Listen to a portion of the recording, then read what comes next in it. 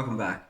On this episode, I'm going to show you how to get your old transmission fluid out of your transmission lines and out of the transmission cooler using compressed air. There are other methods like using a circulating pump on a drill and those type of things to push the fluid through, but in this case, all I had was compressed air. It was a weekend and late at night. Everything was closed.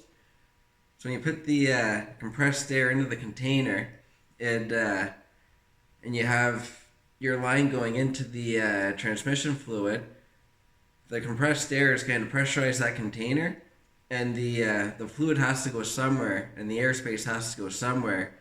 So if you have it airtight, it's going to push all that stuff into this only exit possible, which would be through your line that's sitting in the oil, and then through your transmission cooler lines and the cooler, and then out the other end to blow it out. Don't forget to subscribe and click the notification button, and check me out on Instagram at Clargo Garage. This is just going to be a short clip and a short video. Thanks for watching. Alright, right now I'm blowing out the training lines in the cooler. So I have one line coming down and it's just dripping into my oil pan or oil catcher, and then the other line I'm coming over and then feeding into my training fluid. So I have my compressed air coming in, and then coming out I have my line to go and feed pressure in.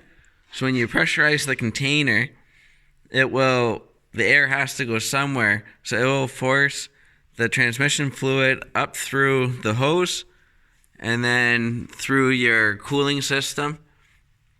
So that's one way to try to get all the old junky oil out of your external rod for your oil cooling or for your transmission cooling. So just a little trick I do.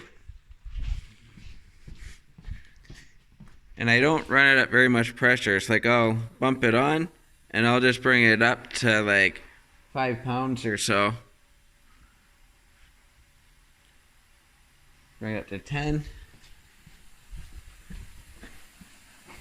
And it doesn't come out very fast because I have a lot of air loss, but you can kind of see it working through.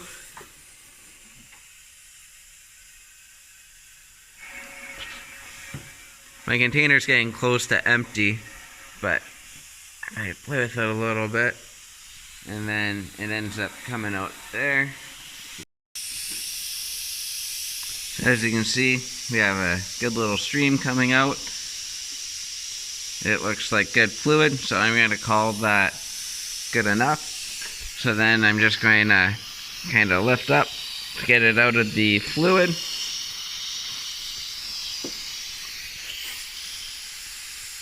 And then we should see some air coming out pretty soon.